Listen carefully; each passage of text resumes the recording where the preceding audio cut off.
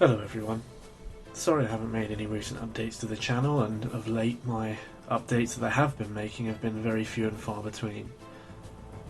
I'm now in a position where I'd like to reveal to you that are interested, and hopefully that's many of you that are subscribing, as to why that is.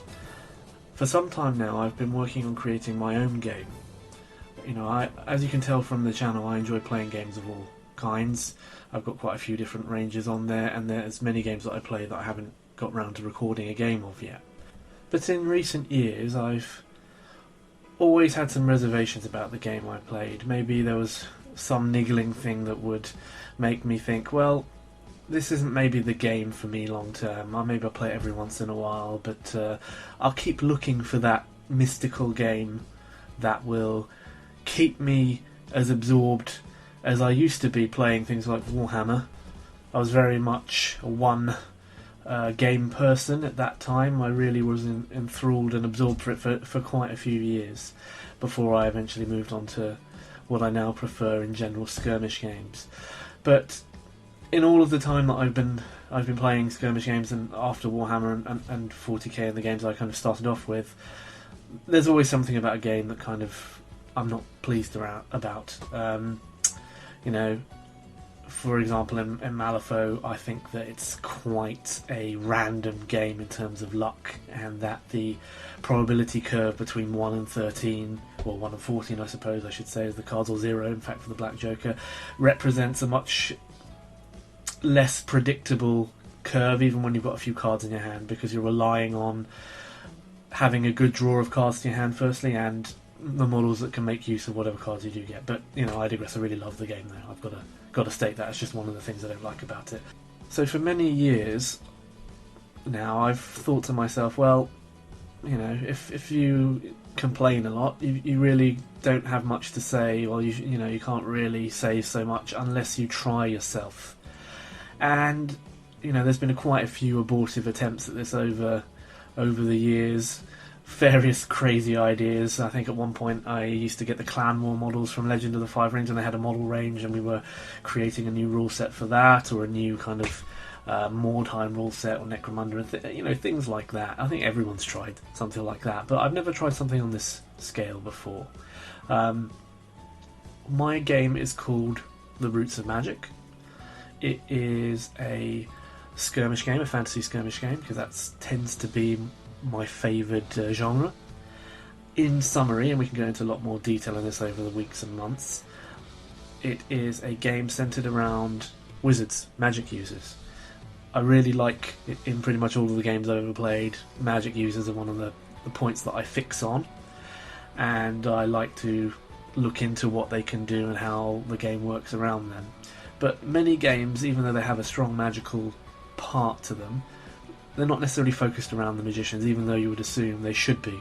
For example, Warhammer is a world of high magic, magical weapons and so forth, magic this, magic that, and at the end of the day, a Lord of Khorne will chop your head off, and a level 4 Bright Wizard will run away because he's only toughness 4 or whatever, So I wanted to make a game in which the focus was around wizards. Now, it's not going to be purely wizards. They will have followers and allies to help them out, and some of those allies will be fighters, and some of them will be scribes, and some of them will be all manner of strange professions in order to assist whatever the wizard's victory condition or style is. But that generally sums it up. It's a fantasy skirmish game centered around parties led by wizards. Now at this point you might be thinking, you know what, there's a lot of skirmish games out there. That is completely true. And you might also be thinking, well, you know what, there's a lot of games that have wizards in them, whether they're focused on them or not. Again, very much true. In truth, none of them, as I said earlier, kind of have the right mix of the focus on wizards, plus the skirmish game, plus a few other things that I'll kind of talk about later. And so I thought I would give it the best attempt I could make. And, I think everyone's bound to say this, but I think I've come up with something that's pretty fun, and I'm hoping that in time, when people get exposed to the rules, and I will certainly be revealing them before I try any crowdfunding attempt, and to warn in advance that's what I will be trying. I'll certainly give people the opportunity to have have a try and see what they think of what I've done. So for those of you that I haven't yet managed to bore with my rambling, I thought I would go into a little bit more detail about the background of the game first, and then after I've had a little bit of a talk about that, I'll mention a few mechanics that I'm particularly focusing on and hope that will convey a sense of, if not uniqueness is not a great word, because obviously there's lots of great games and all of them would have had an effect on me, but at least a unique interpretation. So let's go into the background. So as I said, my game is called The Roots of Magic, and I'll talk about why I called it that very shortly, although it may become obvious to people listening. The world that I have set my game in is it's a bit of an interesting one for me, because for many years now, and some of the people that know me quite well will have maybe heard this story before and wondered why it went so quiet after all those years. I've been writing a novel on and off for some years now. I'm one of those people that have intense spurts of the desire to write, and then it kind of fades away over time and I come back to it eventually. But it's about a world that doesn't really have a name. Everything else in the blasted world has a name, even down to the most minute detail, but the world itself I've never really settled on. So in this nameless world there are a number of superpowers, and this particular game focuses on one of the weaker superpowers, but also one of the more interesting ones, and it is based on a land called Malorian, which is also known in the general world as the Isle of Wonders. I would say that the place in our world, the landmass that is most reminiscent of Malorian, would be something like Australia, a very large island continent with a variety of different topographical and environmental locations, though it's still pretty warm. Okay, I'm not sure how relevant that will be to the various stories, but it's certainly always something in my mind.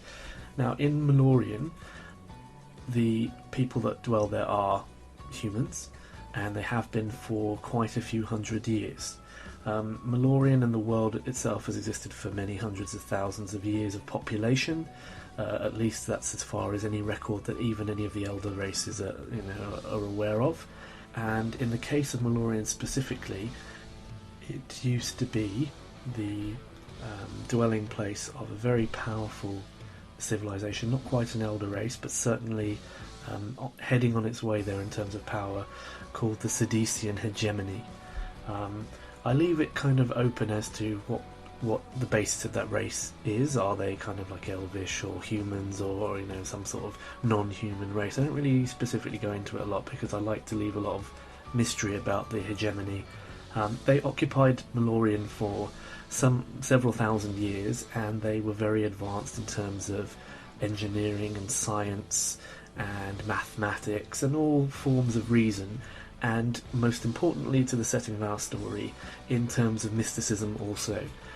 Malorian has one unique feature that no other of the great land masses or great societies of the world has. They have something called the World Tree.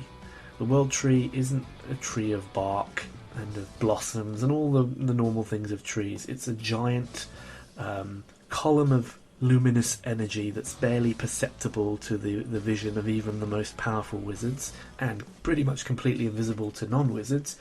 This tree draws in magical power from the realm of the Malorian sleeping gods, and I will go into that in another episode one day, and filters it back down into the earth of Malorian, from which Malorian mages can utilise the power invested in the land, and giving them some very unique and powerful abilities. Now, the Sidician hegemony died out mysteriously some few hundreds of years ago, just before the first human settlers, at least the most recent lot of human settlers, landed upon the shores. There is a reason for the hegemony dying out, and that will be discussed rather more in the story. But suffice to say that they died out very quickly over the space of just a mere few weeks, and they left a lot of their or in fact all of their cities and great works, just were waiting there to be discovered. The first humans that stumbled upon them were in fact previous slaves of the Sidician hegemony from other areas of the world. As of course it was a hegemony, so it had more than one location. The other locations fell into anarchy and revolution once the Sidicians lacked the ability to support their outposts. The slaves rose up, destroyed the remaining Sidicians, and then, not being content to just do that, they thought they would take the fight to their capitals and their country of origin. But when they got there, they found that it was a ghost town. It was completely devoid of sentient, or at least non-magical sentient, because there's a world that does have drakes and basilisks and all manner of icky beasts that have a bit of a crafty mind about them, but we digress. So they found no other sentient beings there and set about wrecking up the place in revenge, and things that they couldn't necessarily destroy or they got bored destroying they would bury, in order that the works of their hated oppressors were cast down. Now fast forward on some hundreds of years, they discovered that Malorian was quite to their taste in terms of temperature, climate, the ability to grow crops, and many of these barbarian tribes or slave tribes stayed there and over time developed into their own civilizations, or at least a fragmented but still unified human civilization. After a while, the memories of their enslavement by the Sidicians became less and less pertinent to their society, and the discoveries that some of the more forward-thinking early Malorians had made, based on the information that they'd managed to translate from the Sidician works, gave great advantages to whatever organisations or cities backed these particular humans. Now, fast forward again a few hundred years, and it's actually become very commonplace and very de rigueur to identify things that the Sidicians have already discovered and try and co-opt them in terms of use into a society that is really thousands or hundreds of years at the least behind the point where they would have invented it themselves, or at least got to the point where their understanding was such that they could have done. So Malorian society is made up of many hundreds of thousands, perhaps millions of souls, based in 9 separate miniature states that fragment the landscape of Malorian, each one ruled by a central city in a specific region of its own. Now, as I kind of mentioned earlier, one of the Sidician specialities as such was the understanding of the specific branches of Malorian magic, which are a bit different from the magics of any other race, because the power that is transmitted down through the world tree from the gods has been fragmented itself. So if you imagine light going through a prism, the actual raw light energy is too powerful for the human mages to manipulate themselves, but the tree, kind of understanding that this would be the case, has split it into hundreds or thousands of different flavours of magic. Now, this is why we call the game the Roots of Magic. The tree's roots are very vast, and they spread out throughout Malorian and even further into the world, depending on how powerful the root is. And each of those roots has a different kind of magic associated with it, and the human mages of Malorian are generally skilled enough really only to deal with one particular root. I do go into a bit of the history on the evolution of human magic, human Malorian magic, and how it went from kind of hedge shamanism and into something a bit more advanced based on the writings of the early writings that were discovered about magic from the Sidician hegemony, and that human mages kind of realised how they could improve and focus their understanding to the betterment of their use of magic. So the Roots of Magic is for lots of different styles of magic, and that's why I like to call the game the Roots of Magic, because not all of those routes have yet been discovered, so it gives me the opportunity at a later date to introduce a new magical family, or great house as I will call it in the game, that does something completely different to the other ones, that has a completely different basis for what their magic is. Perhaps it's chronomancy, or perhaps it's something very strange and that I have an idea of while I'm just about to go to bed one day, and I write it down and add it at a subsequent point. But let's not talk about that for right now.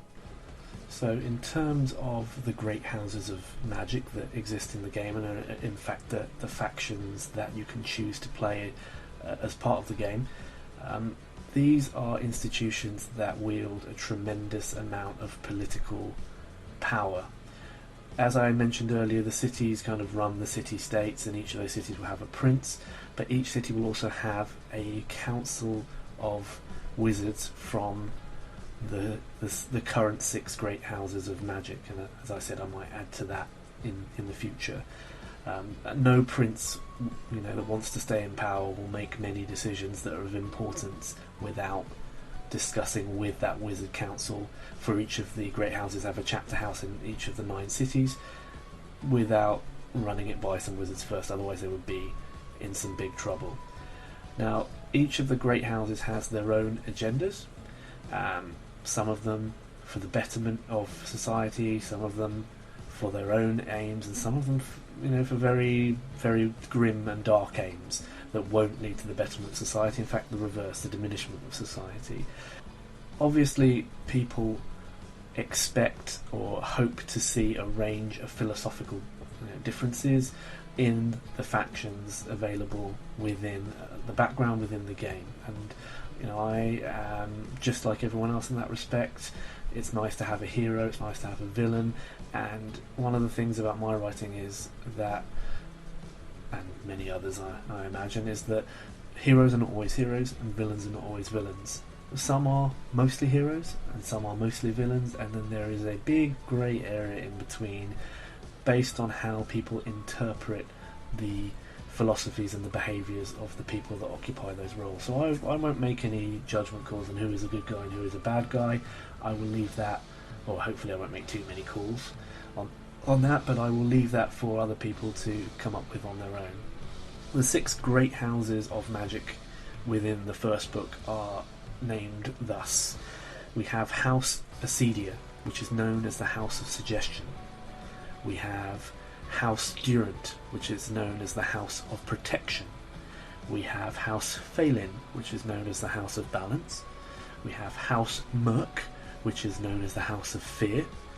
We have House Qing, or spelt Qing, just like the Chinese vase, which is the House of Mysteries. And then finally we have House Travium, known as the House of Power. Each one of these houses is based on a particular route, and the kind of subnames I've given them all will tell you what kind of routes you're going to get. Suggestion, Protection, Balance, Fear, Mystery, and Power. Now I'll just give you a very brief summary about each of those different factions, just so you can get a tiny bit of a feel about what they're like and maybe what their aims are, before I'll leave the story and look into a bit more of the rules. So let's start off in alphabetic order. House Acedia. House Acedia are a collection of nihilist wizards. It's probably the best way I can explain them. Their ambition is to bring down current Malorian society, which they see as far too effete and labouring on the inventions and the hard work of others, and they want to bring it down and replace it with a much more robust and natural, to their eyes anyway, society based on their own efforts and their own ambitions. In order to do this, they are willing to put many Malorians to the sword. In fact, many of them are certain that is entirely required in order to do the job. Now, the Ascedians are a kind of religious faction. They are a collection of monks and ascetics of this religion of the sleeping gods, and they are trying to win power in the people's hearts by creating a crusade against, railing against the philosophies of the leading class and trying to put the people at the bottom against the people at the top. They don't really care about the people necessarily. They're just trying to create a power base that they can use when their end goal, which they call the time of reaping, will come. The next faction is called House Durant, the House of Protection. Now these guys have come together because they wish to protect Malorian society, and that manifests itself in a number of ways. They are called upon to create cities and castles and fortifications because their understanding of the engineering in terms of the science and the mysticism of protection is second to none. If you want a castle built that will withstand a siege, or a city built very well that will allow your population to expand, then House Durant is the people that you need to get to do that, and that's how they in fact earn their money. Now, House Durant usually will rely on the protective spells and imbuing weapons or armour with power to make the wielder stronger or tougher. That's generally how they work. The third house is House Phelan, the House of Balance. This is a more natural or nature-oriented faction, and they are there to guard between the balance of life and death in Malorian. A lot of the advances of the Sidicians mean that the Malorians have access to some medicines that really they shouldn't even know about yet, or even can imagine that they exist. And so they are turning the tables slightly, or changing the balance in favour of life over death. And so House Phelan work against that, not in a particularly malicious way, but they try to make sure that the natural ways, the old ways of their people are honoured and observed, and that society cannot get too far ahead of itself because they think that will cause an immense imbalance and cause a counter-reaction on the side of entropy and evil. And so they walk a fine line, and they have some forest-dwelling tropes that exist in other games, and shamanism and animalism are kind of key concepts of that faction. In fact, some of them can in fact change into animals and kind of claw your face whilst they're having a fight with you, which is kind of cool. Then we look at House Merc, which, as I said, was known as the House of Fear. House Merc sounds evil, and it's got a very scary sub-name, but in fact it is kind of a collection of pragmatist wizards that happen to use the same magic. In Malorian it's very vast, and even though society is unified in some ways, they don't have a standard idea of law or justice. So it falls to the travelling wizards of Merc to act as judge and jury and executioners where necessary. And for this, they've developed, quite an aversion. The public has developed an aversion to them, because if you see them coming, then someone's for it, and it's not going to end well. And so they are shunned by most of society, but at the same time, it's the same society that needs them so badly in order to punish criminals or people that wouldn't normally be punished, such as the rich and the powerful. They use the magic of fear, which is rather spectacularly horrific. Makes you see the things that you fear the most. It makes you face your greatest internal guilt, and generally you'll end up killing yourself, or your heart will explode because it's under too much pressure, and other grisly things like that. So it's a bit of a grisly sounding faction, but at the same time they think they're doing good work. House Jing is a very different kettle of fish to the other great houses. It's only been a great house for 5 years, and it kind of came out of nowhere, much to the surprise and the envy and stirring the curiosity of the other great houses. They really want to know where these guys came from, where they got their tremendous power, because they wield very unusual mystical power that none of the other houses have seen before or can really explain. Now, the reason for this is so simple that the other houses can't even understand it. They don't use the power of the world tree. House Qing is a collection of individuals that have sacrificed some parts of their body in a bargain with an evil ancient entity in order to gain power.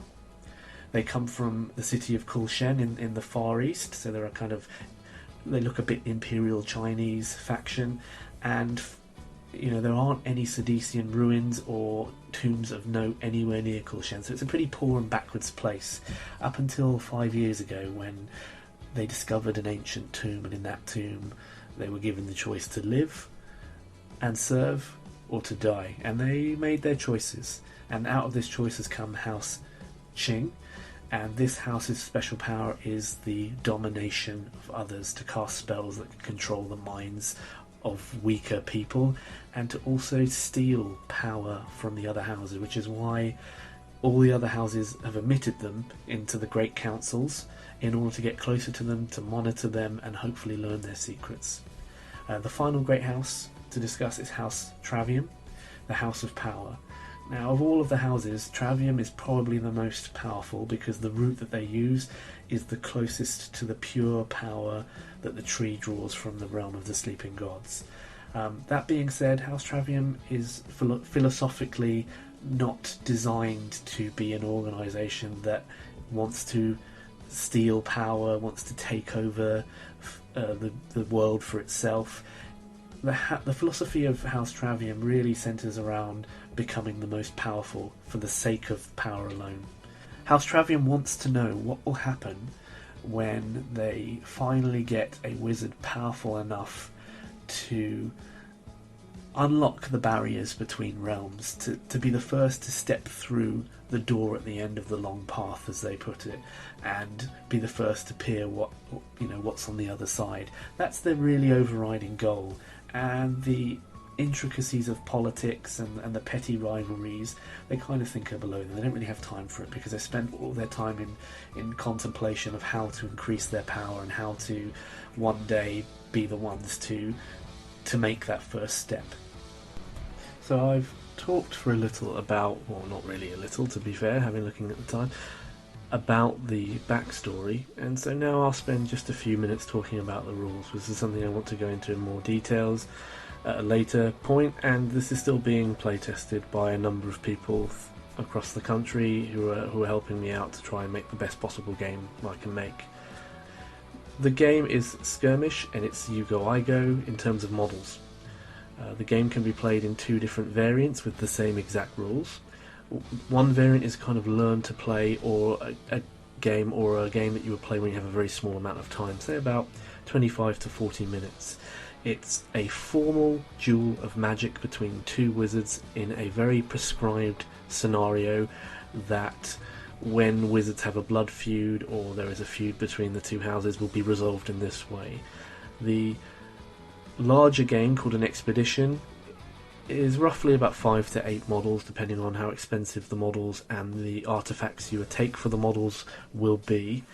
And again, it's an objective-based game, but the objectives aren't quite so formal. They're a bit more malleable, but they're still a work in progress, so I won't go into too much detail there.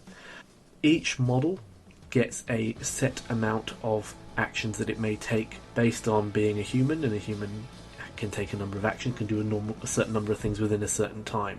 So for example, a wizard will get 3 actions per game round, whereas a follower, which is like a grunt that serves the house of the wizard, will get only 2. Okay, so far you might be thinking so average, so normal, but in the Roots of Magic there is an additional resource to be gained, and that is in the form of power tokens. Now each card will have a power limit, and that power limit basically says how many extra magical actions, or actions that are powered by magic anyway, that the model can take within that turn, provided it actually has them. So the power limit is the kind of limitation how many you're allowed to store on your card, as opposed to how many you might have. Power tokens are gained in a couple of ways. Each member of a great house's companies are given a special amulet called a source stone. Now the source stone has been attuned to the specific roots of the house and will generate a limited amount of magical power per turn. Otherwise, in the game, 1 free action each model gains per turn. In addition to that, there are a couple of terrain pieces that each player may deploy before the game begins within their half of the play area. Now these are 40mm bases that are called Nexus markers.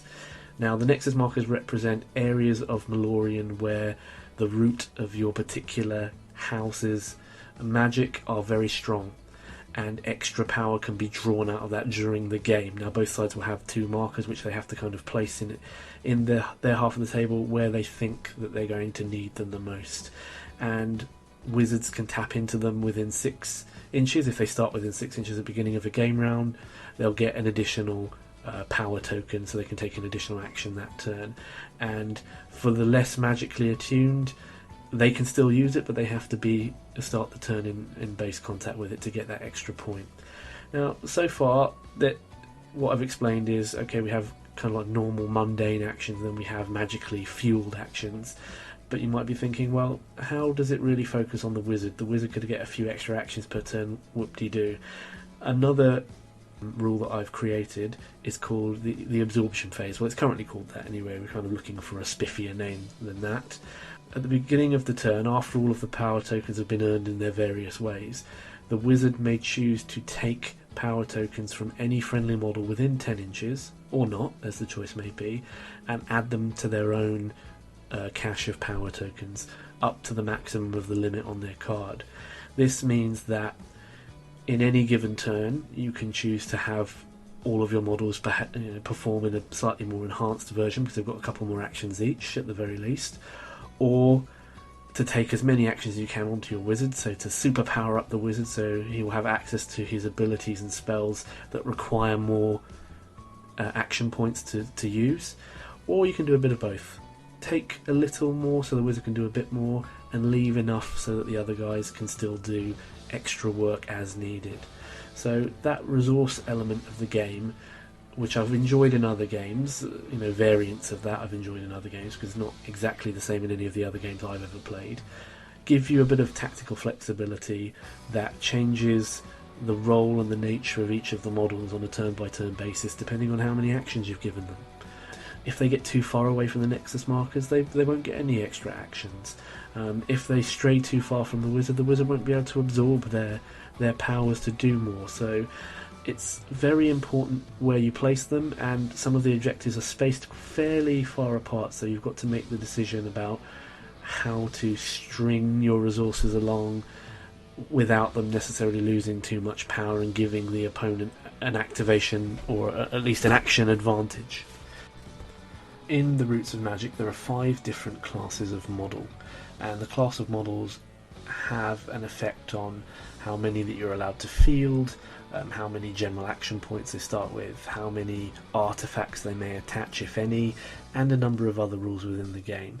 The 5 different classes are Wizard, which is pretty obvious, but there's not a lot of time talking about wizards already. Guardian, who are kind of like experienced soldiers or vassals of the wizard. An apprentice, or acolyte is the actual term I use, which is an apprentice wizard that is stationed with the particular wizard that leads your group and can help improve his or add to his powers in some way. Then you have the servant class. Now the servant class are established retainers of the great houses, so they might be something like a scribe who writes down your particularly effective oratory for a Acedia, or it might be a hangman that accompanies the House of Merc wizard whose job it is to run the law in a particular district. And finally the last class is called follower, which I mentioned earlier, which is kind of like a grunt or peon based class, I can't really think of a better way to put it, who are usually the soldiery or the vestals of a particular great house.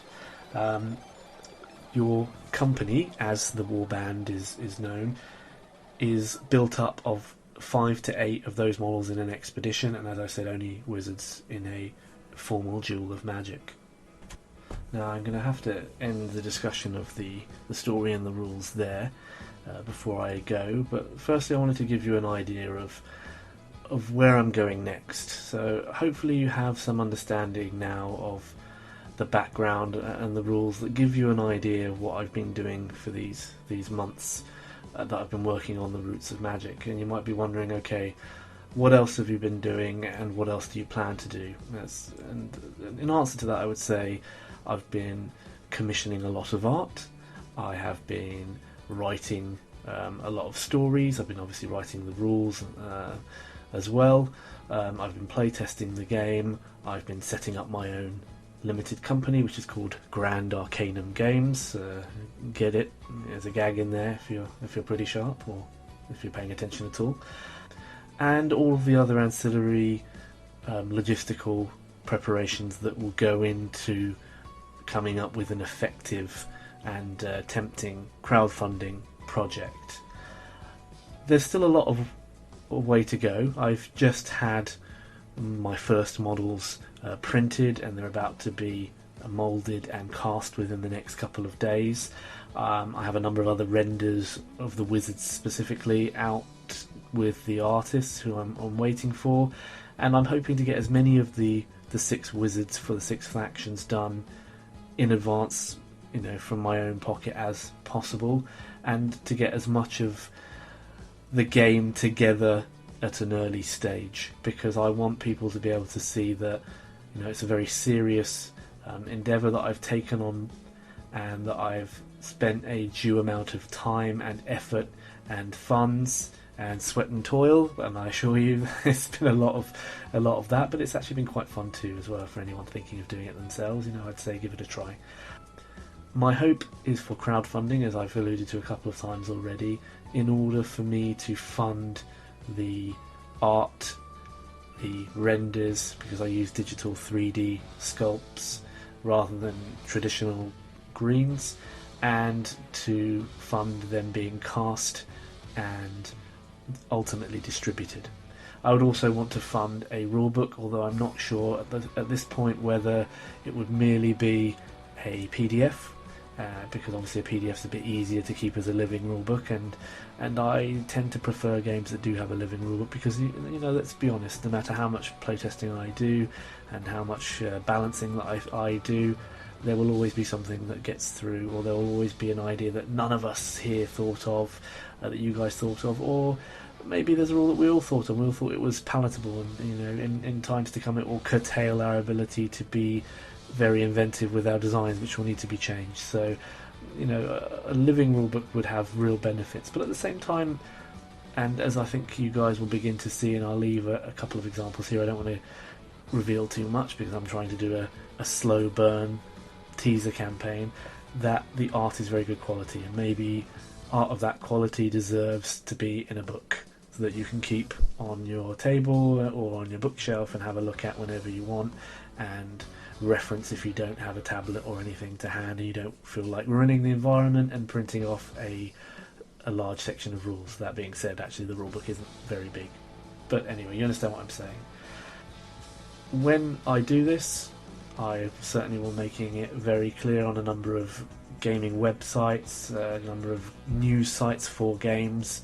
Here I will keep updated, and I will hopefully get a demo game as soon as I can get these models back in my hands and painted up. I'll do a few demos of the Wizard Duel just to give an idea of how it plays and what things look like. And I'm hoping that some of you out there will be interested to join me on this particular journey and be interested in the sound of the game and like what I've done and what I'm going to continue to do, and come and play the Roots of Magic with me in long term. So I will end this episode now, where it was me talking for a very long time, and usually I try to keep my voice to a minimum, and I will say good night, and I hope that you can join me on this journey, and I certainly look forward to any comments or suggestions you might have, and any wishes of luck that you want to send me, because I can tell you I shall need some. So thank you for listening, and stay tuned for further updates about the Roots of Magic. Goodbye.